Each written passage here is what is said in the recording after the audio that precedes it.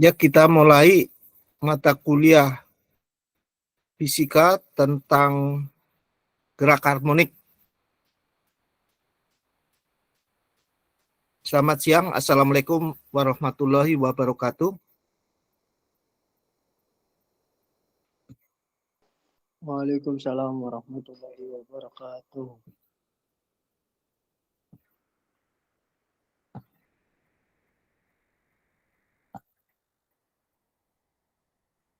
Kita mulai tentang gerak harmonik. Sebentar saya cari di PowerPoint-nya.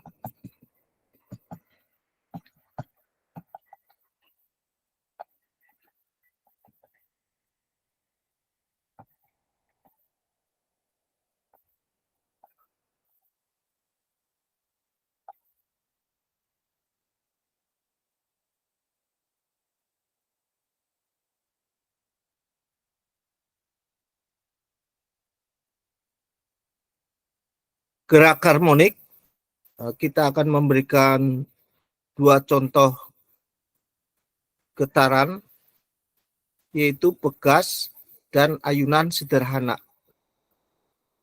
Pengertian daripada getaran adalah gerak bolak-balik di sekitar titik seimbang secara periodik. Kita perhatikan pada sebuah pegas, kita tarik dari panjang mula-mula pegas, katakan X0, kemudian kita tarik sampai panjangnya X, kemudian kita lepas. Maka pegas akan bergetar mulai dari min A, 0, A, 0 ke A, min A lagi. Getaran bolak-balik dari titik min A, 0 ke A, 0 ke min A lagi kita sebut satu getaran. Dan jika getaran ini terus berlangsung sampai beberapa kali, kita simbolkan dengan N kecil, sehingga N kecil ini merupakan banyaknya getaran. Atau bisa sama dengan banyaknya gelombang, atau sama dengan banyaknya rotasi. T-nya adalah lamanya benda bergetar. F-nya adalah frekuensi getaran. Sehingga rumus daripada frekuensi getaran sama dengan N dibagi T, atau didefinisikan frekuensi getaran adalah banyaknya getaran dibagi lamanya benda bergetar. Satu getaran tadi, yaitu kalau kita hubungkan pada benda yang bergetar ini berupa tali, maka dapat membentuk suatu gelombang yang terdiri dari puncak dan lembah. Ya, dalam jarak antara puncak dan lembah ini, panjangnya, dari panjang antara puncak dan lembah ini kita sebut panjang gelombang. Frekuensinya kita sebut adalah, kalau misalkan satu gelombang ini kita sebut satu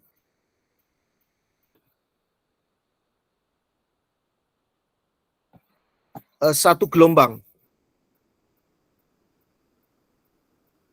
Satu gelombang, satu getaran, satu putaran,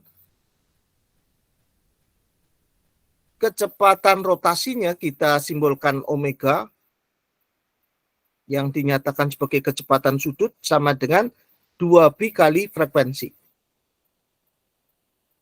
Sedangkan konstanta gaya pegasnya untuk benda yang bergetar kita tulis persamaan K sama dengan M omega kuadrat. Sehingga diperoleh nilai frekuensi dari getaran pegas sama dengan 1/2pi akar dari K dibagi M. Kecepatan getar bisa diperoleh dari V sama dengan 2V kali frekuensi kali R.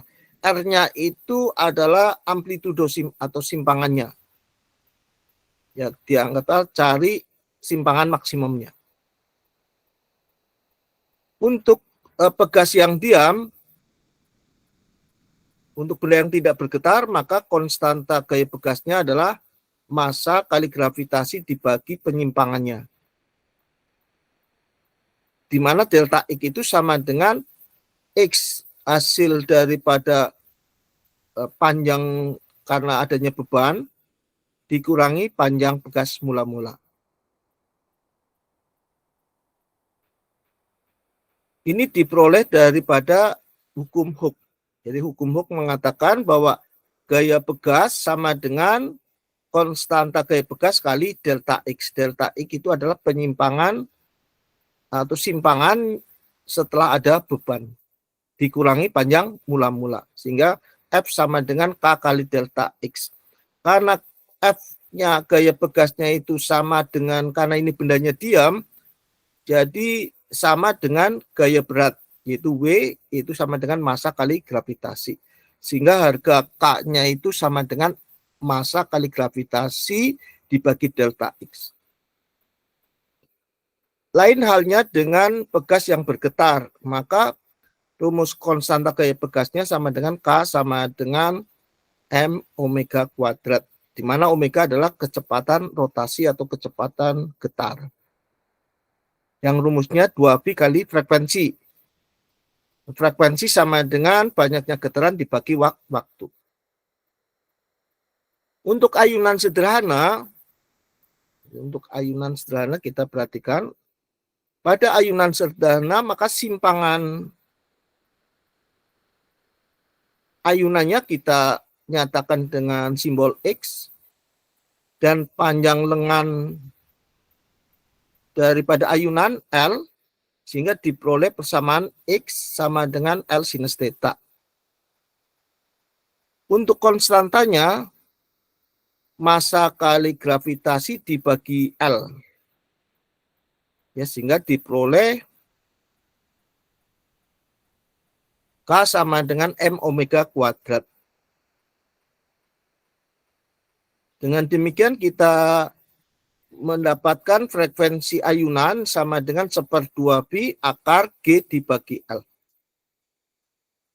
Ya, L adalah panjang lengan momen. Sedangkan ini bisa dicek apakah L-nya harus X atau tidak. Di sini hubungan antara L dengan X ini bisa didapat jadi X sama dengan L sinus theta gitu ya. Karena ayunan ini kita tergantung pada panjang daripada L. Jadi ini bisa dilakukan suatu percobaan, ya, apakah L-nya itu berupa X-nya atau L-nya, ya, bisa lakukan percobaan yaitu dengan mencari gravitasi. Ya, jadi rumusnya kita rubah menjadi akarnya di bawah sebelah kiri, ya. Maka akan diperoleh nilai gravitasi sama dengan 4V kuadrat frekuensi kuadrat kali L. Jadi gravitasinya 9,81. Jadi kita mencari penetapan gravitasi 9,81. Jadi kalau rumusnya itu betul L, ya, maka nilainya sekitar 9,81.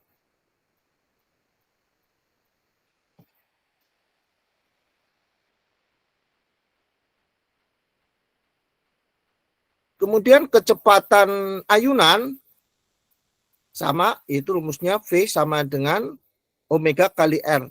Jadi V itu kecepatan linear, omega itu kecepatan sudut. R adalah simpangannya. Jadi kalau R ini bukannya L, jadi R-nya itu simpangannya X, ya. Jadi di sini X-nya. Ya, jadi kalau pegas F sama dengan K kali X, X-nya adalah simpangannya. K adalah konstantanya.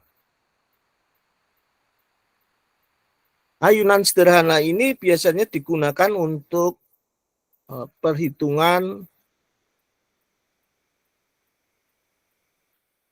di mesin, yaitu untuk ayunan piston. Ya, piston yang berayun tadi membuat suatu putaran, ya. Kemudian apabila kita hitungannya satu putaran saja, maka frekuensinya, jadi N-nya sama dengan 1, T lamanya putaran, kita ganti periode. Jadi yang dimaksud satu periode itu waktu yang diperlukan untuk satu getaran, atau satu gelombang, atau satu putaran, atau rotasi.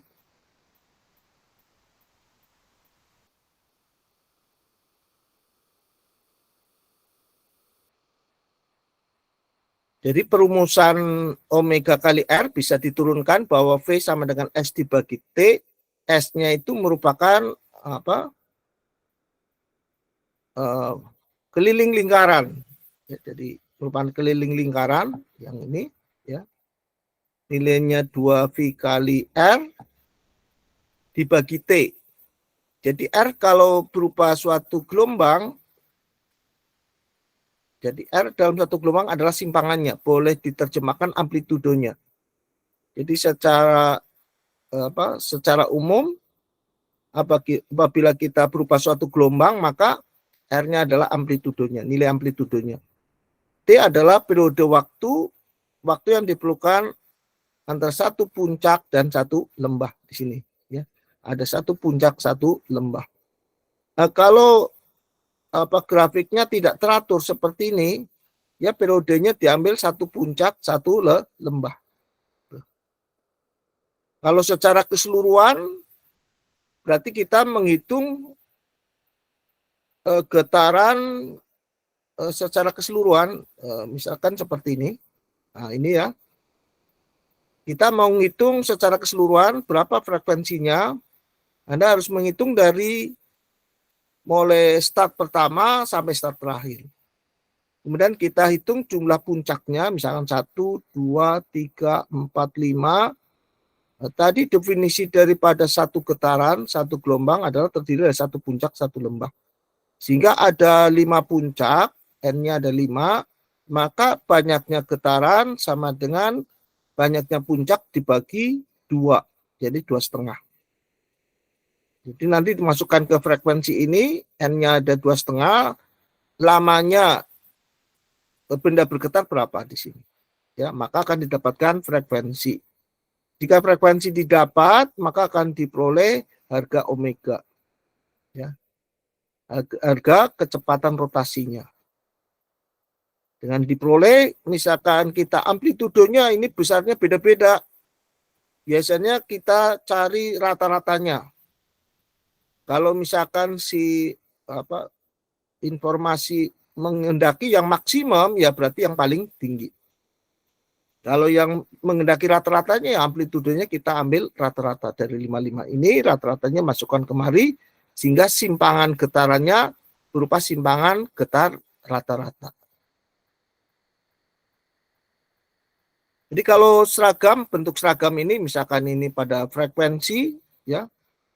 Jadi itu bentuk yang normal ini ya, tidak ada lonjakan getaran. Kalau terjadi perbedaan getaran seperti ini ya. Kemudian satunya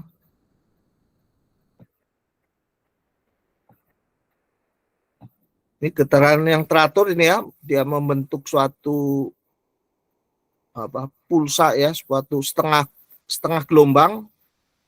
Jadi membentuk suatu setengah gelombang, terus ini dilanjutkan lagi. Biasanya ini terjadi pada gelombang suara ya, jadi getaran suara seperti ini. Jadi getaran suara ini ada maksimumnya, nilai maksimumnya, Anda perhatikan ini ya, sama ya, amplitudo yang maksimumnya sama, yang paling rendahnya sama. Ya, paling rendahnya bisa diperoleh. Ini ada yang menyelidiki bahwa untuk suara yang bisa didengar secara baik itu nilainya antara 20 sampai 20.000 Hz. Di atas 20.000 Hz itu telinga kita merasa sakit terdengar. Makanya tadi gerak harmonik itu adalah untuk getaran yang sederhana, yang tidak tidak merasa sakit ya, sehingga kita masukkan dalam subbab ini yaitu berupa suatu gerak harmonik.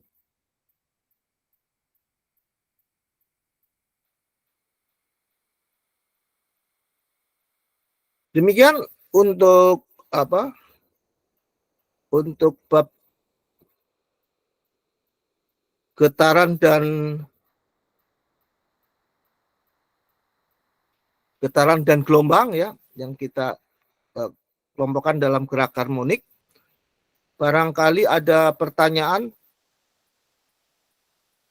di antara mahasiswa yang hadir dalam perkuliahan fisika ini.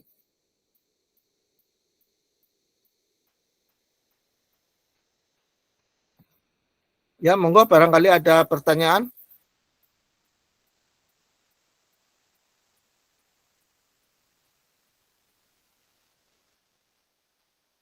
Halo, ada pertanyaan tidak?